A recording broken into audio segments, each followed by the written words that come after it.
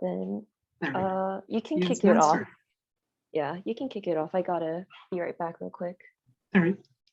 So hello, everybody. We're about to start our tech talk with Rica Feng. So everybody feel comfortable, get ready to like say hi and everything. So Rica Feng, would you like to introduce yourself, who you are, some of what you do, and things along those lines? Yeah.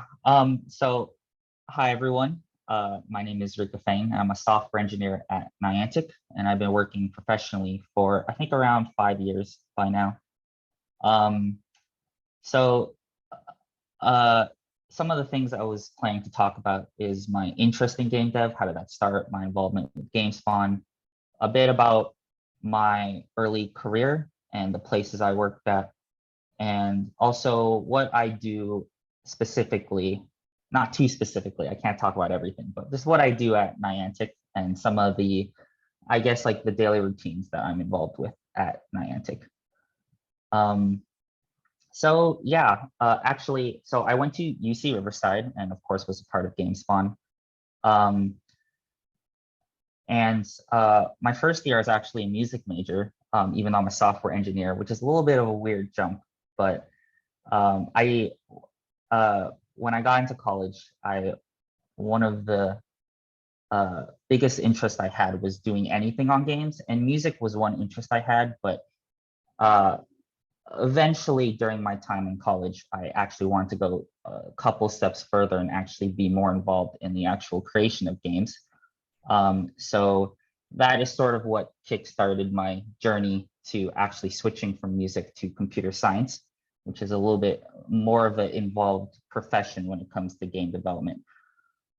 Unfortunately, when I think this was in 2013 or 12, somewhere around that, there was no game development club there. So me and a couple friends, we worked together to eventually found GameSpawn.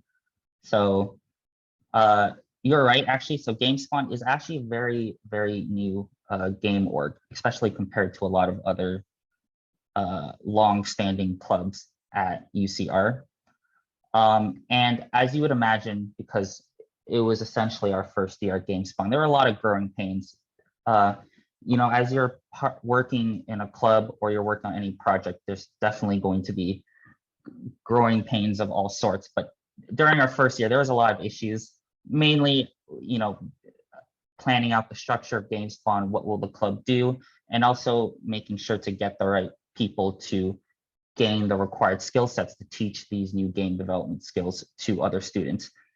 And since we were all freshmen and pretty new to all this, you can imagine that it was a bit tough, but we stuck through it and we gave it a couple years, and we eventually had workshops, and we invited people that work professionally to actually start coming to talk to the club, give advice. I also remember very vividly doing that for the first time, like getting the first someone outside of UCR, someone that worked professionally, to give some advice to students, and that was a great feeling. So it's a little bit weird now that I'm on the other side. I didn't quite expect this, to be honest, how different it would feel. But yeah, it was the beginning was definitely difficult for GameSpawn, but we worked through a lot of the growing pains, and we eventually released some projects that we could show to other people. I don't want to dwell too long on GameSpawn, but to keep, since many of you, I'm assuming all of you are currently attending UCR, and you're part of GameSpawn. If you're interested in working in game development, probably the biggest single most important advice is to definitely work on projects and to have something that you can show other people, mainly other companies that you're applying to. Unfortunately, if you don't do that and you only you only get your degree in computer science, or if you're an artist, you get your art degree, or whatever profession you're involved with that you're interested in, moving on to work in game dev on, you're going to want a portfolio or something to show other people. That is the biggest attribute for your, I guess, your resume that will help you get a job in the future. And actually, during my time in GameSpawn, I actually also got my first game dev job. It was at an indie company, and it was during the summer, so it was quite a short. It was a short job, but that was a great opportunity because I was, it wasn't a full-time commitment past the summer, and that was sort of my early introduction to what game dev is like. Although to preface this, not every company is the same. This was a very relatively small indie company, and it worked very differently than how it would operate compared to Niantic. But it was a good introduction, and it was also something good to put on your resume. And I only got this job also because of the projects that I worked on or was currently working on at the time. After that, after I graduated, I found my next job was at Seismic Games. And I found that job, I believe, only a couple months after I graduated, maybe 3 or 4. But by then, I worked on probably over 10 different projects. So I had essentially 10 different projects that I could show to other people. So it was actually not too bad getting a job. The hard part was also, since I'm a software engineer, you have to do technical interviews, and that was scary. But I've already kind of impressed them with the project part. And then I could disappoint them with the interview. No, I'm kidding. But getting that first impression out the door was really useful, and it did help me get my first job essentially out of college. And at the time, I was also a junior developer, so I was still in the process of learning, and I worked on a Jeopardy game during my time there. That company, 2 years later, got acquired by Niantic. And so then now I was part of Niantic. And that was also during the time where I got promoted to just a intermediate software engineer at Niantic. And I've been working on Niantic for, I believe, 3.5 years at this point. And mostly I've been working on different prototypes and new game ideas that Niantic is internally working on.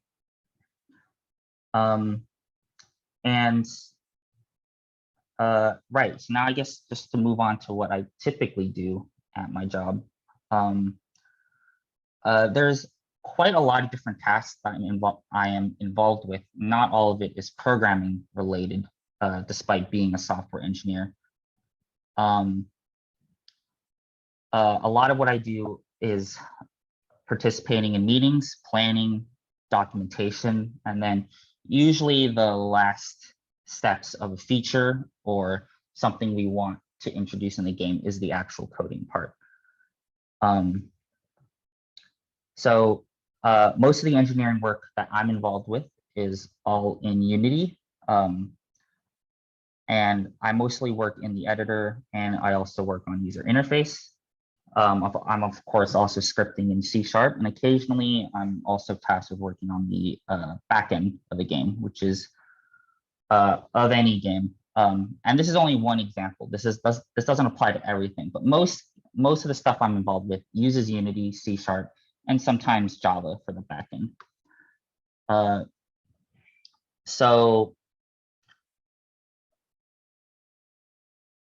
I suppose you could say there's definitely a requirement to be flexible when it comes to not just programming, but also other tasks I'm involved with.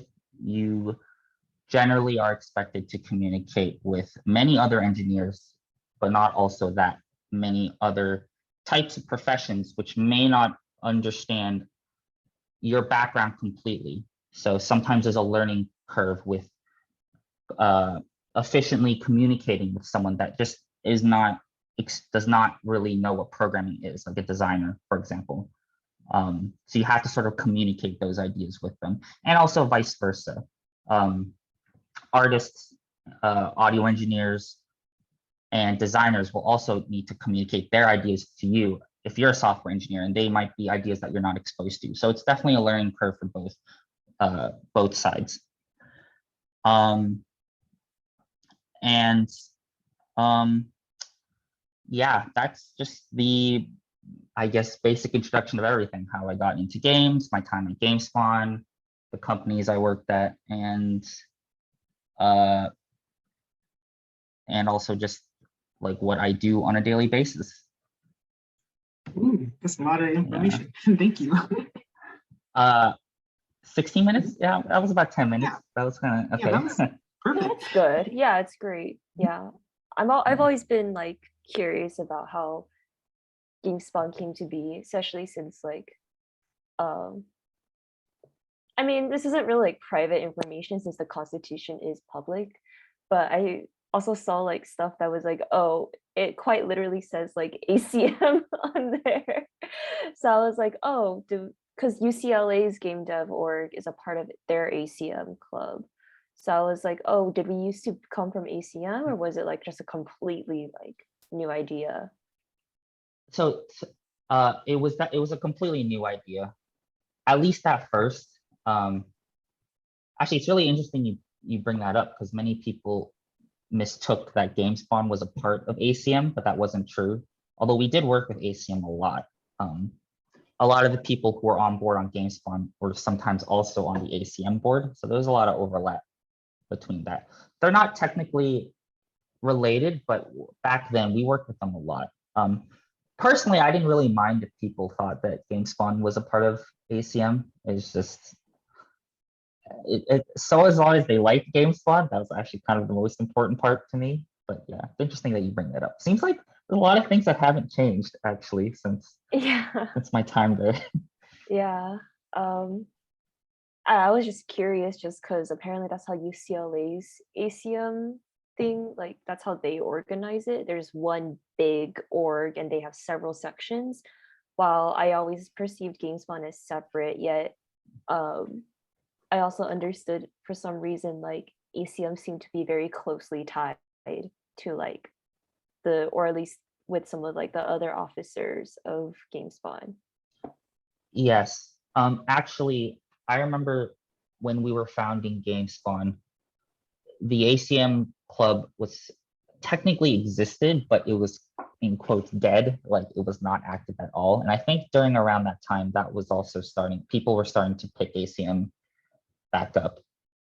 So both those clubs got a lot of activity around the same amount of time. So I think that's probably why there's people might mistaken that they're both like sub orgs of each other. But they're technically not. But that's just terminology stuff. Yeah. The relationship between them was very beneficial, I would say.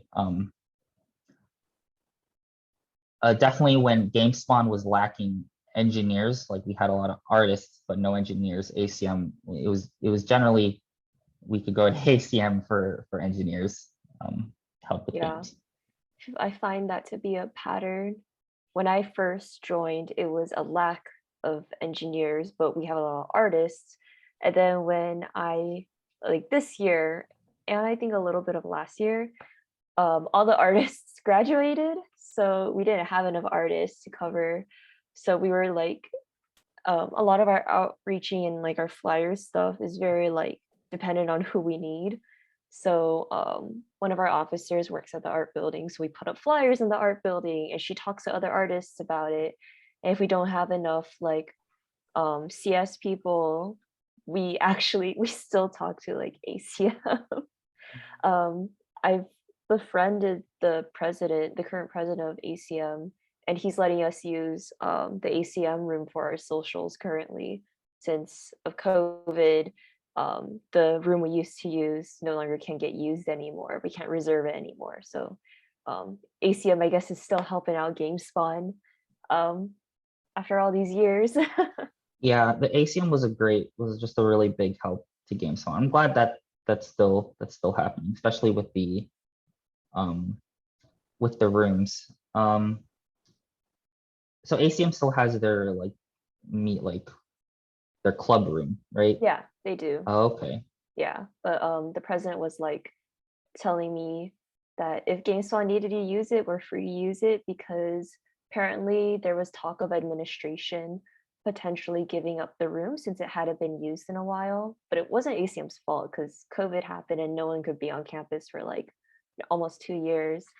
Um, so yeah, the president and I like talked and he was like, if you need to use it, you can still use it. And um, it's been a blast being in GameSpot and even like talking to other club presidents so far. Did you ever get like because this is something I get whenever I'm like tabling and I have to talk to like parents usually. Did anyone ever ask you, oh, so this is a gaming club? And it's like, no, we're not a gaming club. Like we make them. Um, yeah, I mean, I do remember. Yeah, that definitely happens. I mean, I wouldn't say it would. I would say it's pretty short-lived because once they go to like anything that like any of our events, they'll quickly learn that they're not there to play games. Yeah. You might be disappointed at that point, but I'd say that generally people quickly learn that no, it's not a gaming club. Although obviously people that make games also probably play games themselves. So Yeah. right. Yeah, I remember when we were tabling for orientation and just I forgot, I think just general tabling events. We make it pretty clear. Actually, I think in our poster we put video game development club like Yeah. below the poster. So we tried to make it very obvious that we're not a gaming club. Yeah. Yeah. We recently developed a bulletin board and we just like highlight here are the events and look, we're doing workshops and we do game development and we don't just play games. So we do have socials where you can. This one dad like came up to me. He was like, oh, so you guys play video games? I'm like, no, we don't play. He's like, oh, okay, convince me then. I was like, okay. That sounds Kind of scary. intimidating. Yeah, it was a little intimidating. I was like, okay, I'll pitch GameSpawn to you and your kid then, and hopefully they'll realize if they want to do like CS stuff or art, game development's a really great way to build anything, any portfolio. Mhm. Yeah. It's pretty funny. Yeah. Yeah, I think I'm reminiscing now about GameSpawn, all the good and sometimes bad parts. No, of- yeah, totally. yeah. I remember like we got parents that just hated video games in general, and that included even Yeah. making them. And that was not as fun to talk to them. You have to like Um, convince them like it's not the same as like playing it 24/7, you Yeah. know. Mhm. Do you guys get any cool industry talkers in like your first year or second year? I don't believe our first year. I think our first year we were just trying to figure out like just how to make games in general. Uh-huh. I think our second year we got people. We got someone um from Obsidian, so Pillars of Eternity. That's We the had an book. engineer. Yeah, we had a software engineer from there, and we also had a software engineer from Turtle Rock Studios. So they made Evolve. Yeah, they made Evolve back then. Back for Blood wasn't a thing yet. We also had someone from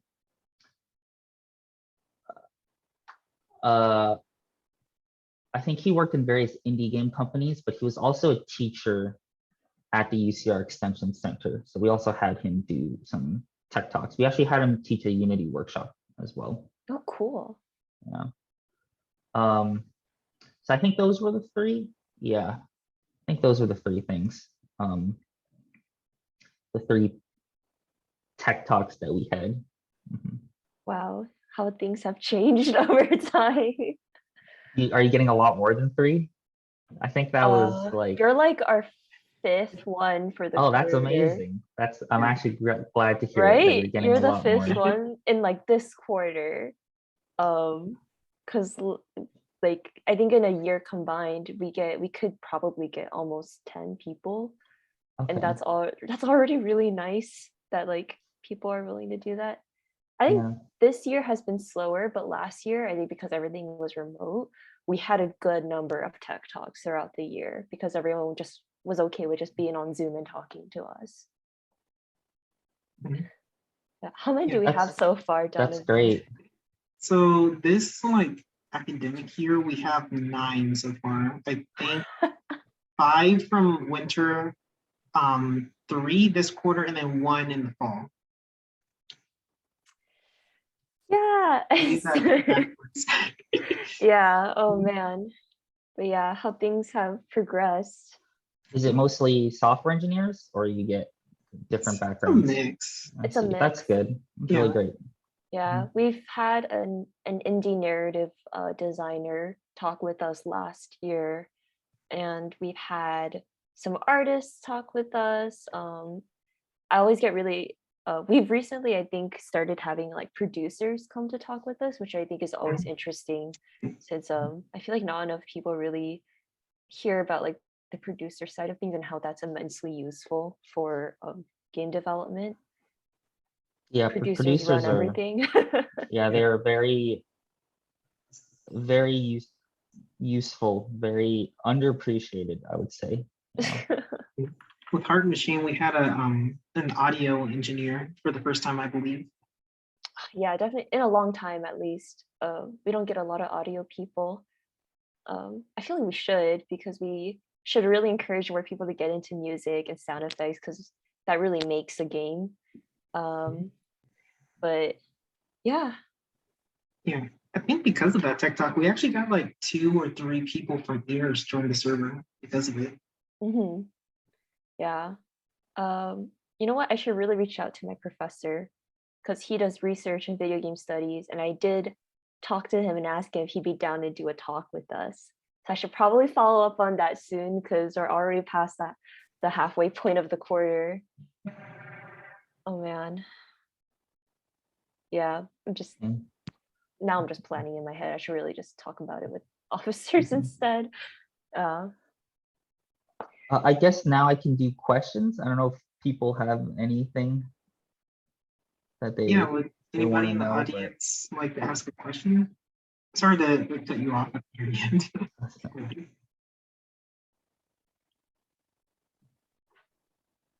Going once, going twice. Actually, I have some questions. Mhm.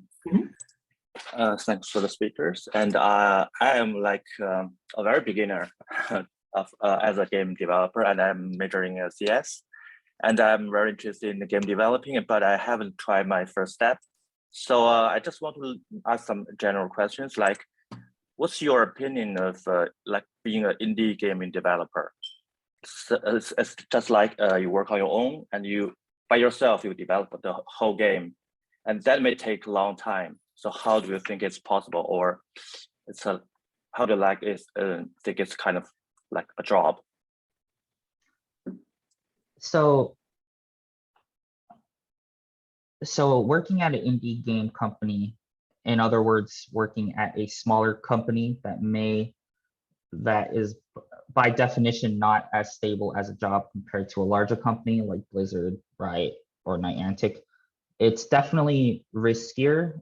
Um, and I don't want to generalize because there's many different types of indie game studios, and they're all, different. Many of them, there's no like standards for how work is done for every company. But uh, it's definitely riskier to start in indie games. Not to say that it's a bad idea, because it's often easier to for me at least, it was easier to get into an indie game studio compared to a more fully developed studio, to get my foot in the door. Um, but there, what was I gonna say? Um, You do get some, I would say, benefits. Once again, I'm kind of generalizing a lot here, but because companies are generally smaller for indie game studios, you generally have more freedom to innovate. From my experience at larger companies, because there's so many people involved with a project, you sort of have to communicate with so many different professions. There's a lot of benefits from doing it this way because you're actually talking to a large group of people so they can actually check your work. But it technically does slow down the process. And also it's riskier for large companies to make bigger investments into working on a more, a less tested feature, something that is risky to develop. You don't know if your audience would even like this idea. And of course, when you're working on indie games, budgeting is also a problem. Some companies don't have the money to continuously develop for like an extended period of time. I'm sorry, I'm unsure if I answered your question, but I sort of compared what it's like working at an indie game company versus like a larger studio. Did that help? Yeah, that's fine. I think it totally makes sense. And yeah, you're right that because as a beginner, I have to get prepared to learn tools, like to learn how the team works and what the industry is like. So it's better to like going to be a company to like at the start. Yeah, I think it makes sense. Thank you. Mm-hmm. Yeah. You know, definitely, I would say apply it everywhere, regardless of what, you know, whether it's a smaller studio or a larger studio, and you'll be able to easily compare the two and see which one's best for you. There's definitely pros and advantages and disadvantages of, you know, what type of company you want to work at. And once again, I'm also generalizing a lot. Not every large company is the same. Not every small company is the same. Yeah, Not even yeah, with great. pay. Yeah. Yeah.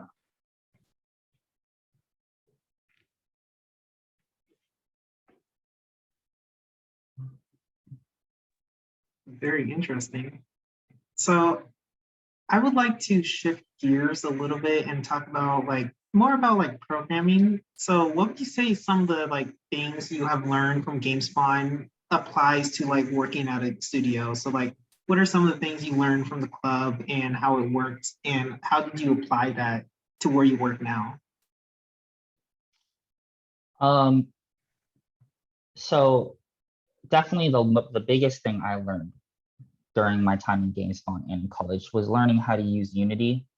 And Unity, as with any other game engine, is quite complex. There's many different facets in using Unity. You can spend a lot of time in Unity and only use like a portion of it. For me, I mostly familiarized myself with scripting and also working with user interface in Unity. But there's many different other parts you could focus on within Unity. Those skills were directly helpful at Niantic because I'm still applying those same skills that I learned in college. Other very important skills, which, right, that was the technical skills. There's the soft skills, of course, just communicating with a bunch of different people is also very helpful when it comes to Niantic. Since you're usually working with many different professions on getting a feature done. Mm-hmm. Yeah, very interesting. Thank you. Yeah, I guess I have a question.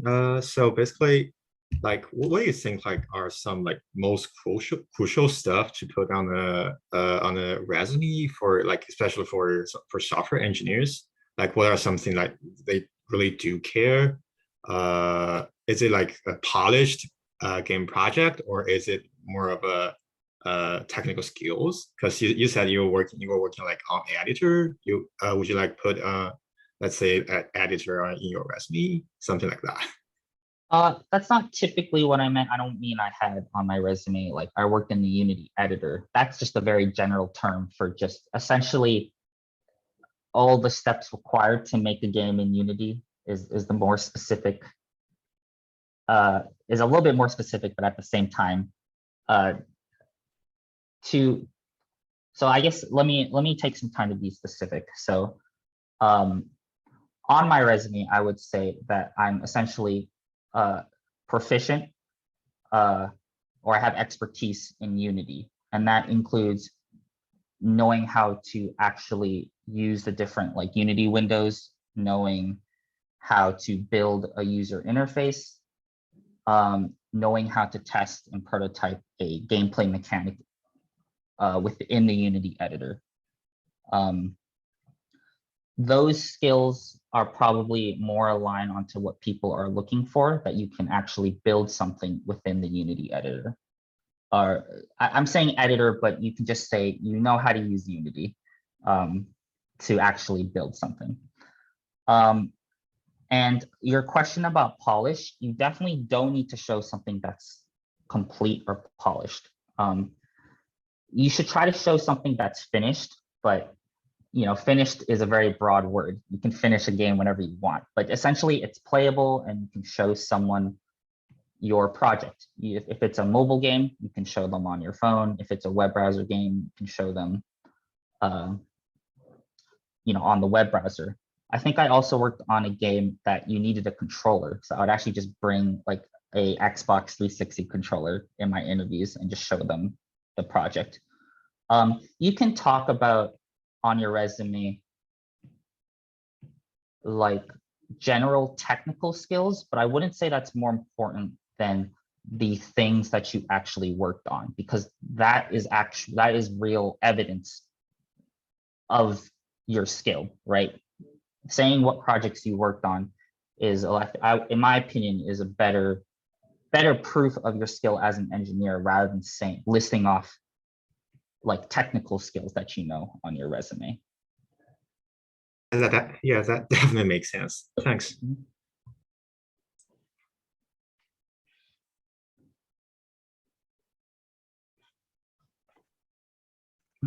You were saying, my bad. I'm just curious. So I think when I was in GameSpawn, we were almost all in Unity and we had a couple people in Unreal. Did GameSpawn expand past those engines? Just curious. It's mostly Unity and some like RenPy sometimes. Okay. We've been using RenPy more, especially since writers, like project leads who are writers or artists, prefer RenPy, since it is easier for them to like put in their stuff. Like I'm using RenPy for a current project. We don't have that much Unreal. We try to get people to use Twine, but we ourselves don't know how to use Twine. And Twine's just like a text. It's like a text novel way of for writers to make their own games. But it's mostly just Unity. But we do try to get people more involved in Unity things. So we have like an intermediate and an advanced Unity track now. Advanced Unity, they're actually working on making a game, trying to make a Smash game base so that it can continue to evolve as there are new Unity leads and more people interested in doing Unity. Okay. Sounds a lot like when I was in GameSpawn. Yeah. We had mostly Unity and like one Unity. Unreal project. I think back then, I don't know if things are different now, but people told me they didn't like the documentation on Unreal, and learning Unity was much easier for a lot of new students. Yeah, Unity, I find the UI to be a lot easier to learn. So the learning curve can be really like jump depending on what your experience is.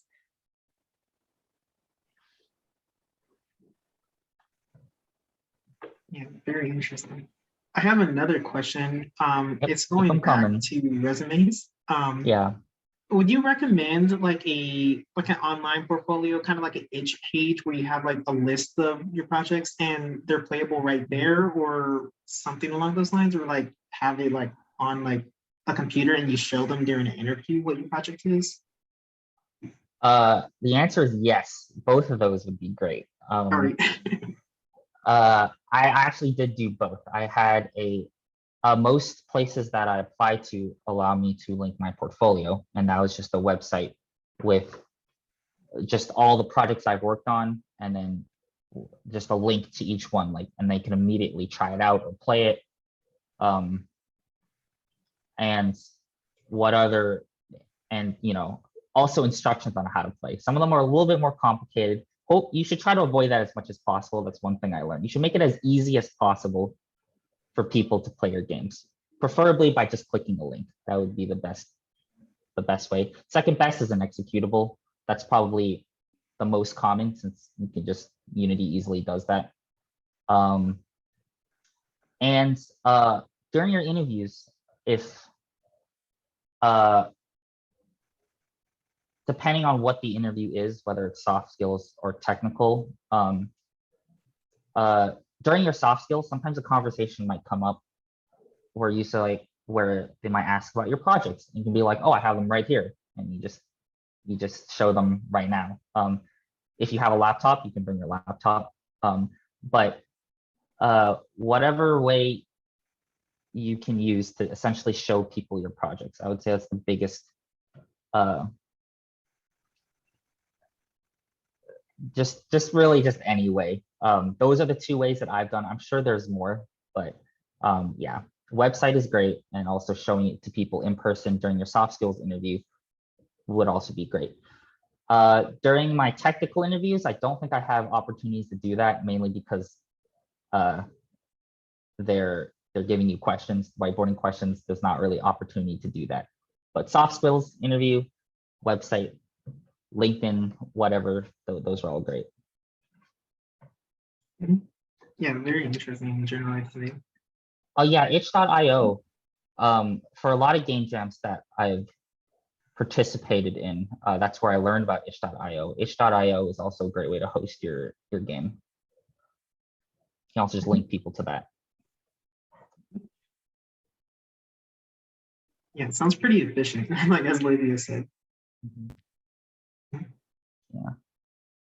Does GameSong still participate in like game jams? I And think we just had one pretty recently. We've been participating and hosting our own. In fall, we had our own. We just called it the Autumn Game Jam. And in winter, we were a hosting site for Global Game Jam virtually.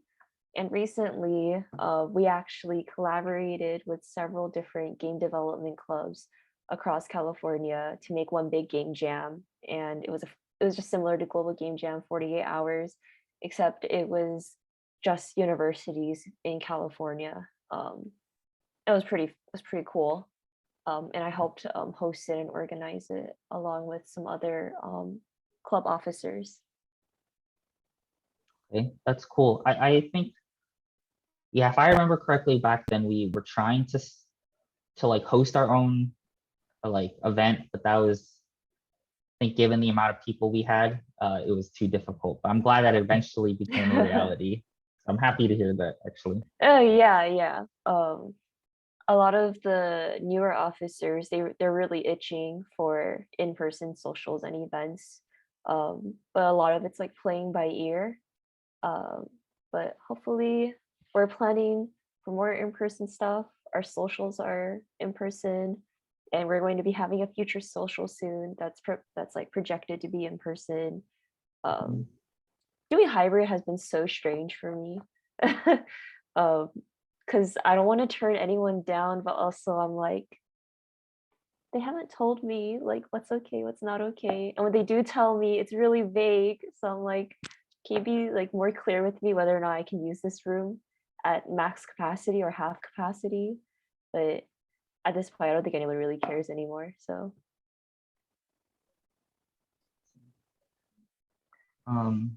Yeah. Another point I wanted to bring up, I think I should have brought this up earlier when it came to the skills I learned at college.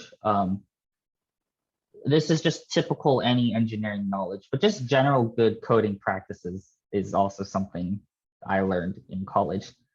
And I would say I learned that through trial and error, not by like reading like about things you should do when you're programming. Not to say that that wouldn't help, but for me personally, I learn a lot by doing things. If I do something and it sucks or it's very difficult and time consuming, it's an easy way to figure out that I shouldn't do it. So a lot of what I did in college is actually a lot of trial and error, just project after project. And most of them I would not show other people. I don't think they're very good, but they're very great learning experiences. So if you're a software engineer, you know, if you're doing well in your classes and you're working on projects whenever you have the time, your quote unquote good, you know, good coding practices and your architectural knowledge will just improve over time. I don't think it's something you actively have to seek. It will just happen as you continue to prove at, you know, your major, or just as you continue to work on more projects.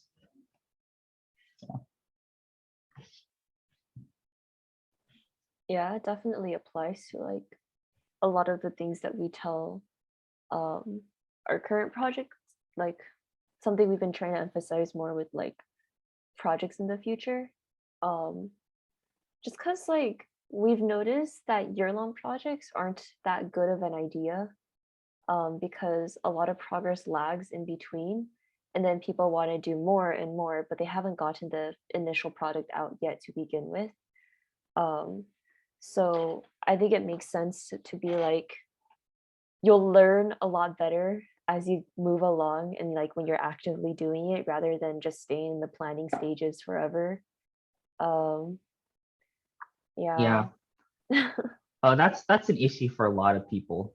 Overscoping your project or whatever ideas you may have happens a lot in professional settings too. So it's not like just a college thing. People, you know, obviously want to keep expanding and having more. But that's also why I think game jams and hackathons are great, since your scope has to be done within like 2 or 3 No, days. yeah. I definitely, even though I've been at GameSpawn since my first year, I don't think I really like learned how to be efficient and like how to plan quickly until I started doing game jams, because it's like, oh wow, I only have 7 days to do this. I better really think about what I should be putting out and what can be put on the back burner for now. I think that's really improved, like just me being like a lead in general, knowing like what we can put in, what we can't put in yet.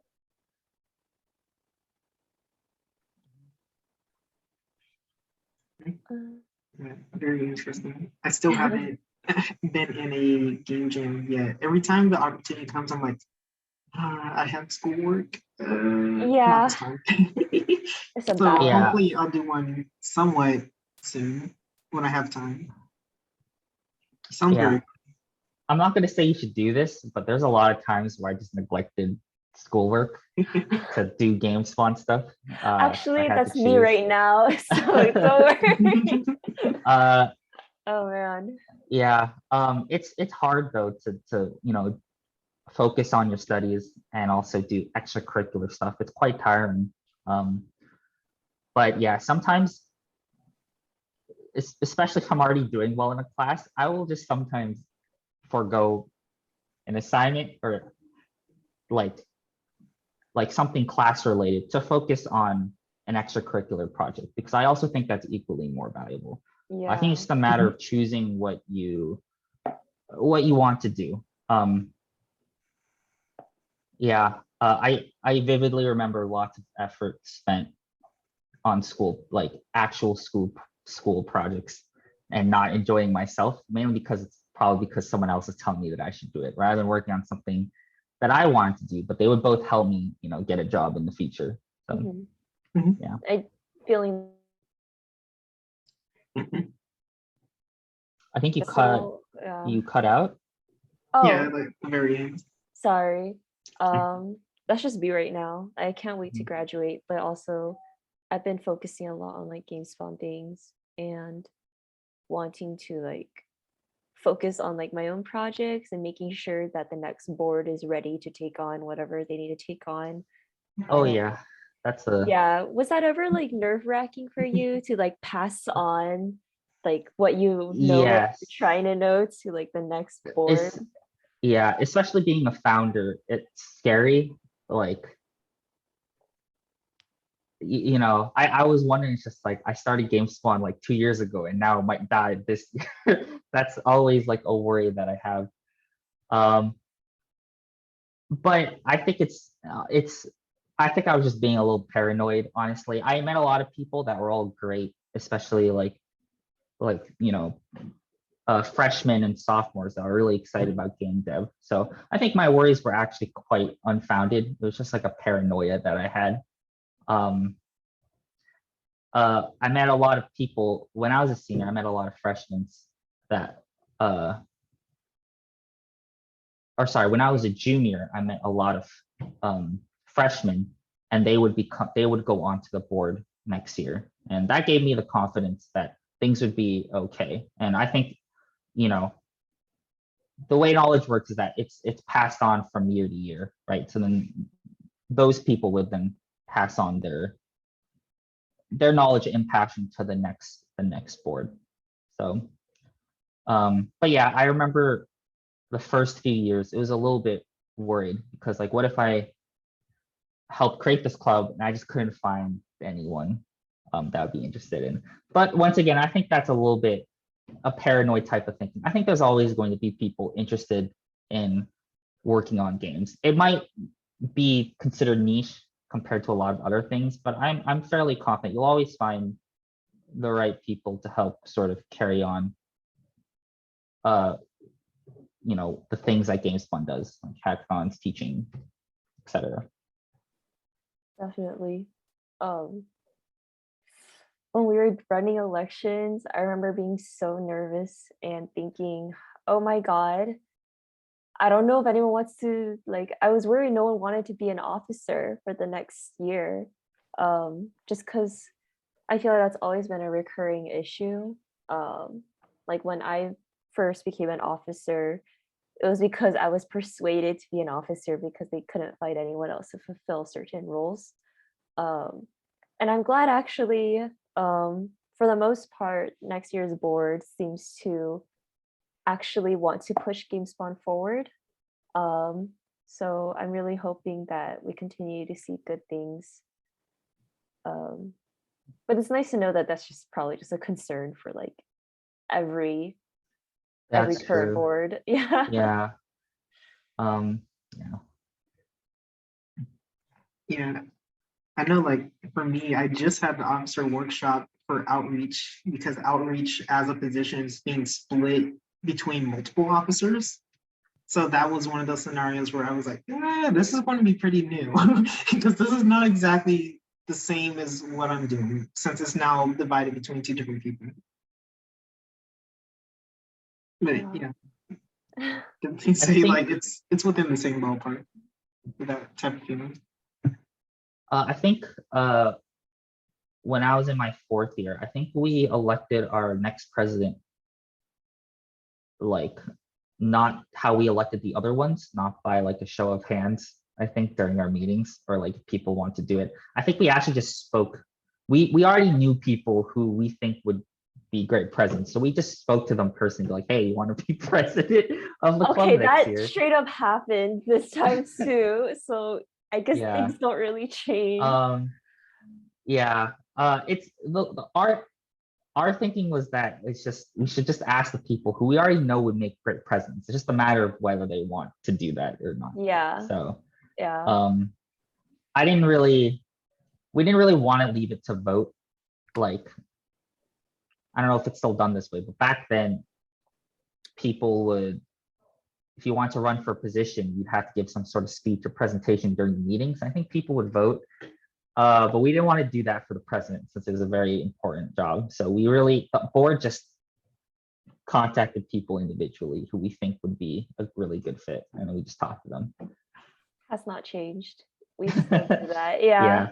But I don't think know, that's a great idea. So it's a sense of security, I guess. Yeah. I can see ways that it can like not be great because nepotism, you know, that whole like, oh, what if we were biased towards someone who isn't going to be a great president, but somehow they managed to get there. But I can't really also imagine that happening with the kind of community we've cultivated in GameSpot and the kind of officers that I've managed to observe over the years. Um, so I just like have like my own confidence, like, yes, I want this person to be here. Yeah. It's just a matter of like trusting and making sure that Mm. they feel prepared and that they take you seriously as well. Because I think it helps that um Mhm. I want to say that my officers take me seriously. So, like it also helps that like if they take me seriously, then hopefully they also understand that there's going to be expectations that carry on even after like I leave. Um, yeah, it's nice to know that you felt the same way though. So Yeah. Yeah, it's because we already knew we knew, well, really just one person who we thought would make a great president. Oh, mhm. that was Quinn Nguyen. I don't know if you Yeah, know who she is. she Okay. she donated a cricket machine to us. It was very Oh, nice of her. cool. Yeah, she and David Yeah, have been great at, I don't know, they've been in like constant contact with us. that's So great. I feel yeah. bad because I haven't. No, it's fine. It's fine. We are planning on like hopefully just getting as connected with our alumni as possible, especially when like donation season comes around for match fund. Um, that would be like immensely helpful for us because BCOE stopped doing like BCOE basically stopped like giving out like the kind of funding that ASUCR gives out. Um, so everything is based solely off of donations. The college isn't going to give the clubs any money anymore, which kind of sucks. Oh, I didn't Yeah, know that. that like recently changed. That was like last year that they started implementing that. So I was getting kind of nervous, but luckily ASUCR still like reimburses us for a lot of things. But yeah, I don't know. I guess that's their way of being like, hey, go get your alumni, like go talk to them.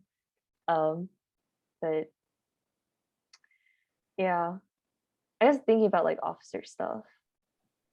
For when the previous president talked to me and she was like, Lelia, you're gonna move up, right? And I was like, I guess, but I'm really nervous and I want things to go well.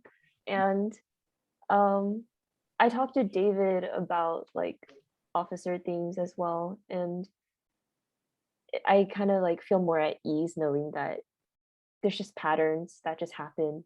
Um, and I realized I should talk to alumni more for officer advice. It's funny because I'm pretty sure, because I met David and Quinn when they were freshmen. At that time, I was a junior, and I Okay. told them they should join the board. No. Yeah, so it's just a constant history of the same thing happening, which is funny. Yeah, Um, that's but yeah. funny. Oh man. Mm. Yeah, I was persuaded to join by also like several officers that I had befriended. They're like, come join GameSpawn, go become an officer. I was like, I don't think I can. They're like, it doesn't matter. You'll learn. And um here I am. Head of the dictator of GameSpawn, I suppose. Do people call you that No, actually? no. Okay. I mean, it's just a joke among the officers. It's Okay. People would yeah. also joke and call me a tyrant. At least I hope they were joking. I guess, and things don't really change. Yeah, apparently. Oh wow, that's I so still talk to David funny. and Quinn, so I didn't know they were still talking to GameSpawn a lot. I should talk to them about it actually. Yeah, But David yeah. told me that he's like still talks to you, and I was like, wait, that's really cool. I should probably actually talk to alumni other than David and Quinn, and whoever I was friends with in the board. Yeah.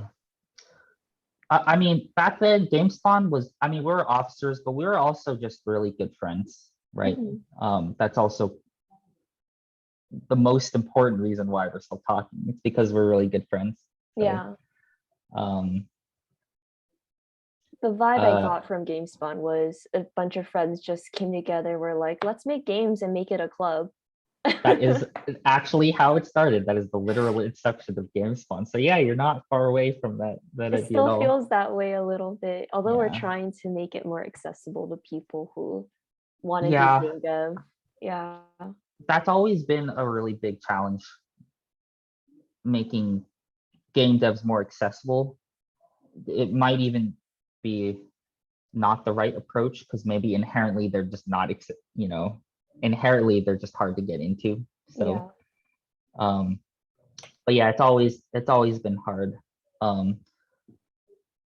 Previously, we'd only have maybe like during the year, we only have maybe like 20 or 30 regulars, like people that would actually come regularly to work on projects. So it's definitely like a small, tight-knit club, right? And we would try a lot to try to get to know others and try to work, have all these events, but we definitely struggled a lot with that. And it could be just because game dev is hard and it's maybe not as exciting as what it sounds like. Unfortunately, I would say that's unfortunate. That's just the way it is. But yeah, you should always keep trying to like reach out to new people, Yeah.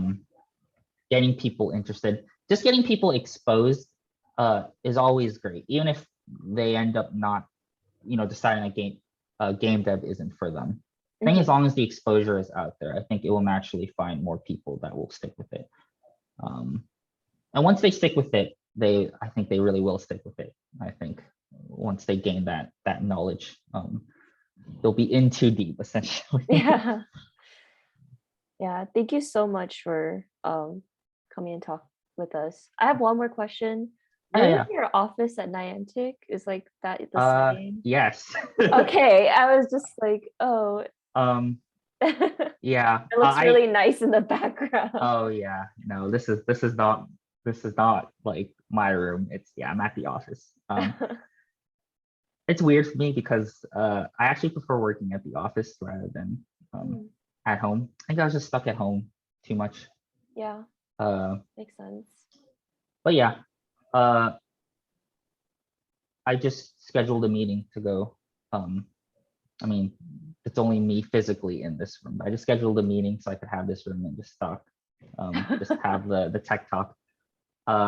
There's not a lot of people at the office, so there's not a lot of competition for this room. So yeah. Yeah, people are used to just remote work. Yeah. Okay. Yeah, I wanted to echo Lelia. Thank you for coming to talk with us. Yeah, no. So far.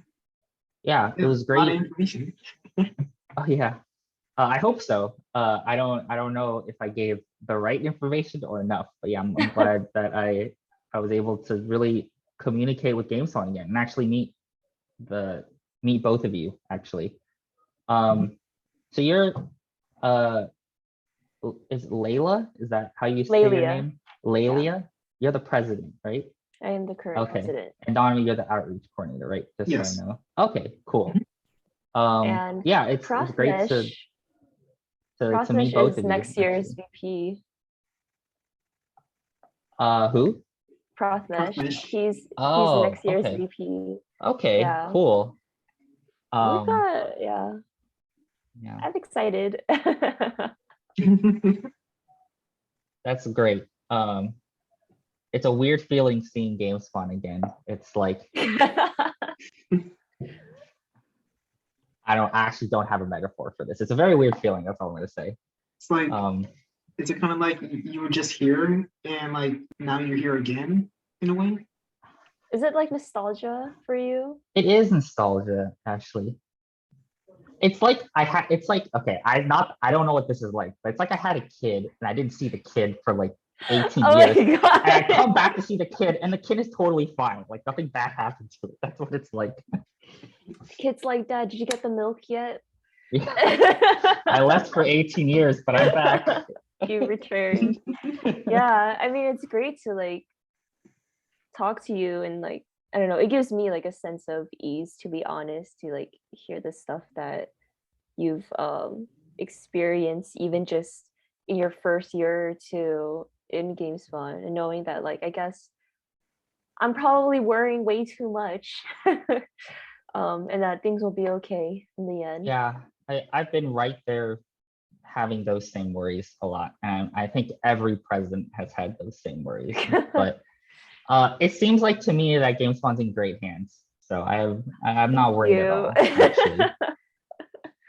I hope it continues to be Thank that you. way. Okay. But yeah, so I'm on Discord. Anyone in GameSpawn or anyone here, they're free to message me whenever they want, by the way. Also want to make that clear. If they have a question or they just want to chat or they want to play games, I'm actually totally fine with that too. I still play a lot of video games, which is great. But yeah, just if anyone wants to chat on Discord, just let me know. That's kind of where I live these days. You're Penguin, right? Yeah, yeah, Penguin.